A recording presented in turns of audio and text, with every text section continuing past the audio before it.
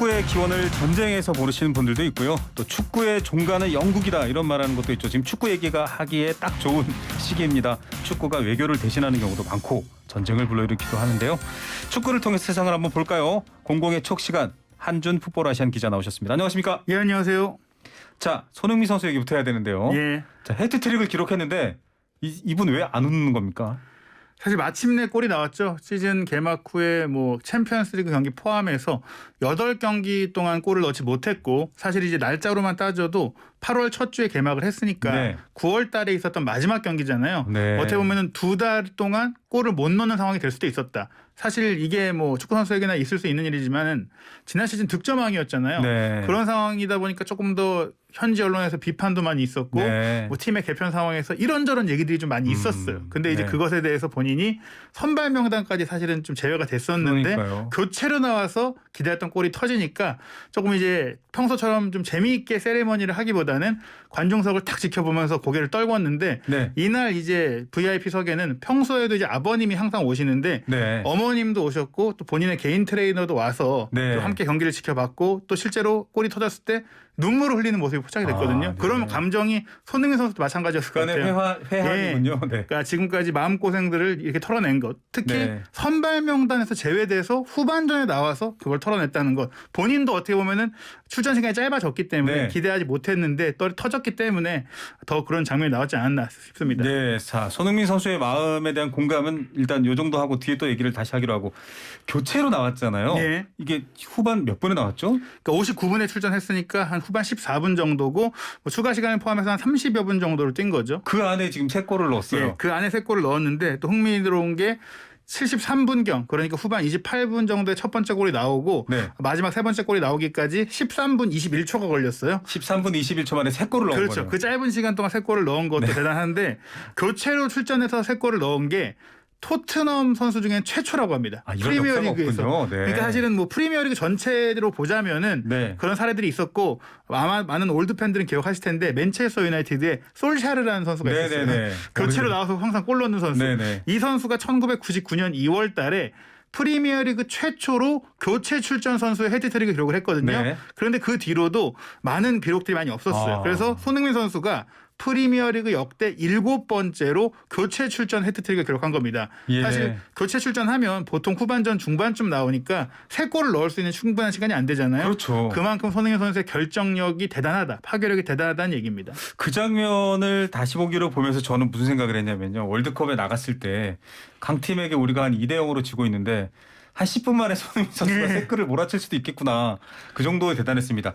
자, 그런데 이제 경기 분위기라든지 상황도 좀 봐야 되는데 선수들이 일단 전부 다 팔에 검은 완장을 차고 있더라고요. 예, 영국 여왕 엘리자베스 2세가 지난주에 별세를 했죠. 그러면서 지난주에 예정됐던 프리미어리그 네. 경기 일정을 포함해서 영국 내 많은 스포츠 경기들이 연기가 됐는데 아시다시피 올 시즌 유럽 축구는 카타르 월드컵이 유례 없는 겨울 월드컵으로 열리다 그렇죠. 보니까 경기 일정이 굉장히 빡빡하게 이루어집니다. 네. 그래서 그 경기를 연기한 것에 대해서도 사실 일각에서는 물론 정말 안타까운 일이긴 하지만 일상은 돌아가야 되는 거 아니냐. 네. 선수들이 경기를 할 수 있는 날짜가 없는데 어떻게 해야 되냐 해서 이제 그 경기는 연기를 했었고 요 경기는 진행이 됐습니다. 예, 자 엘리자베스 2세 여왕의 서거 이후에 선수들은 전부 다 검정색 이 뭐랄까요 조이를 완장을 표하고 있습니다. 그래서 저는 그래서 세러머니를 사실 그래서라고 생각했는데 그게 아니라 뭔가 그간에 정말 긴 시간 골을 못 터뜨린 답답함, 회한 이런 게 있었다는 실제로 거네요. 영국 기자들도 끝나고 나서 손흥민 선수에게 혹시 여왕을 위한 추모였느냐라고 물어봤더니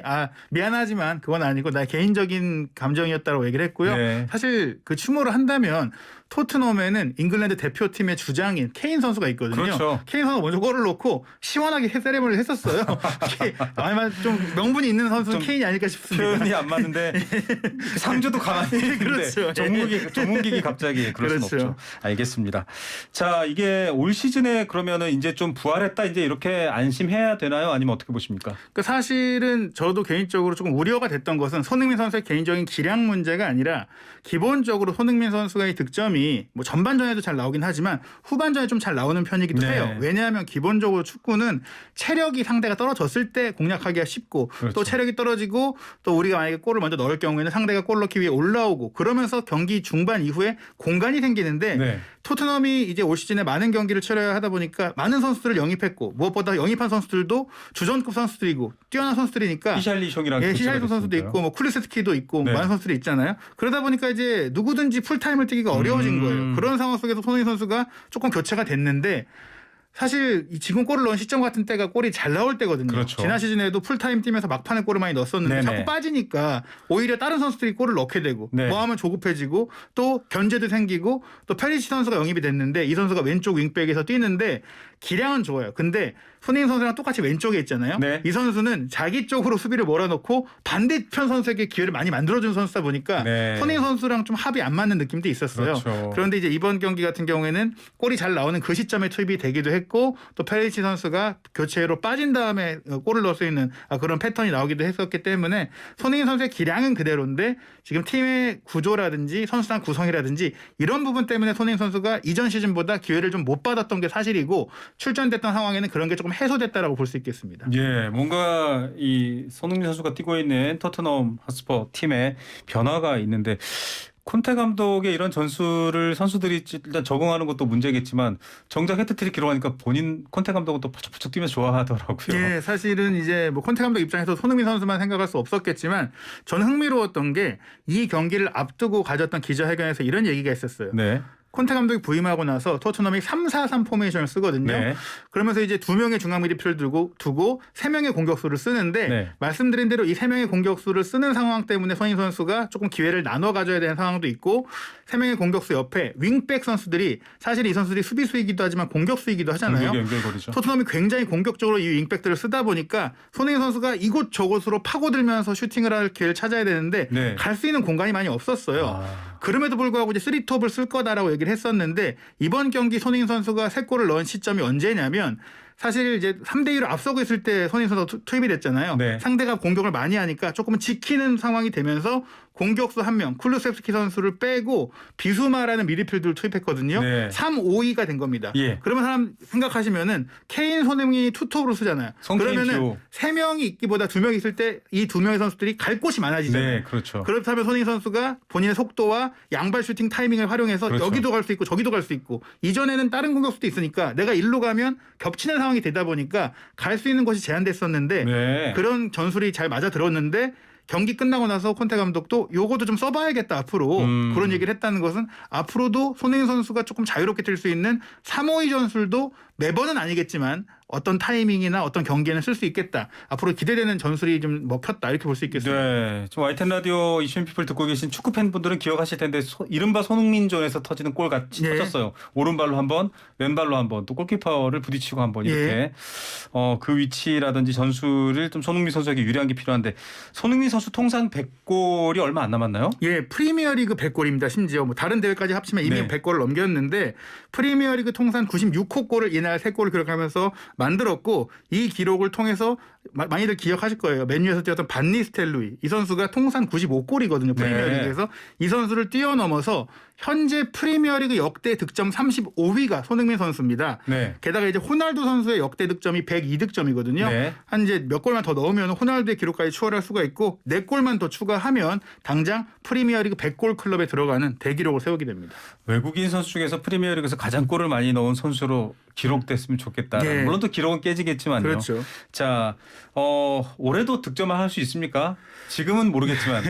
사실 냉정히 말씀을 드리면 올 시즌 같은 경우에는 맨체스터 시티에서 영입한 그 괴물 같은 노르웨이 공격수 네. 엘링 홀란 선수의 기세가 굉장히 좋아요. 이 선수가 네. 벌써 11골을 넣었습니다. 경기당 뭐 2골 이상을 넣고 있는데 그러네요. 맨시티라는 팀 자체가 워낙에 압도적으로 강력했는데 유일하게 부족한 마지막 퍼즐 조각이 골잡이였거든요. 네. 근데 지금 세계 최고의 골잡이로 불리는 홀란을 영입했고 오자마자 그 효과를 톡톡히 보고 있어요. 홀란 선수가 아주 뛰어난 건 맞고요. 사실 손흥민 선수보다 더 뛰어나다고 제가 말씀을 드릴 수는 없지만 팀의 지원이나 팀의 경기력을 봤을 네. 때 혼란에게 훨씬 더 많은 기회가 오고 있다는 점을 감안한다면 사실 지금 영국 현지에서는 프리미어리그에서 역대 한 시즌 최다골이 34골이거든요. 네. 혼란이 사상 최초로 40골을 넘길 수 있다. 40골, 50골도 넣을 수 있을 수 있다. 네. 이 정도 얘기가 나오기 때문에 손흥민 선수도 저는 분명히 우승 득점왕 경쟁권까지 올라갈 수 있다고 보는데 혼란 선수를 올 시즌에 제칠 선수는 없지 않을까 뭐 그렇게 생각이 듭니다. 네, 손흥민이 뛰기 좋은 다른 팀으로 갈 가능성은 없지만 현재로서는 예, 그런 생각도 드네요. 자, 9월 23일 날 일단 코스타리카와 평가전도 있습니다. 대표팀 라인업도 좀 봤습니다. 새롭게 발탁된 선수들이 눈에 띄는데 그 중에서 한준 기자도 계속 칭찬을 하지 예. 않았던 이강인 포함되어 있습니다. 드디어 뽑혔는데요. 아무래도 스페인 라리가의 마요르카 팀에서 주전으로 뛰고 있는 선수고 또 네. 라리가 이달의 선수상 후보에 오른 선수를 안 뽑는 것은 뭐 명분이 되지 않겠죠. 네. 벤투 감독도 이제 충분히 우리 팀에서도 해볼 수 있겠다라는 이제 생각이 들었다고 하면서 선발을 했는데요. 이번 이제 두 차례 평가전에서 경쟁력을 그래도 보여야지만 네. 월드컵 엔트리에 들 수 있을 것이고 또 출전 시간도 가질 수 있을 것이다. 이번에 뽑혔지만 결국엔 대표팀에서의 활약은 소속팀에서 전술적인 부분이나 동료들과의 관계도 다르기 때문에 꼭 소속팀에서 잘한다고 무조건 이제 대표팀의 주전이 될 수 있는 건 네. 아니거든요. 하지만 저는 개인적으로 이강인 선수는 충분히 경쟁력이 있을 것이다라고 생각하고 있습니다.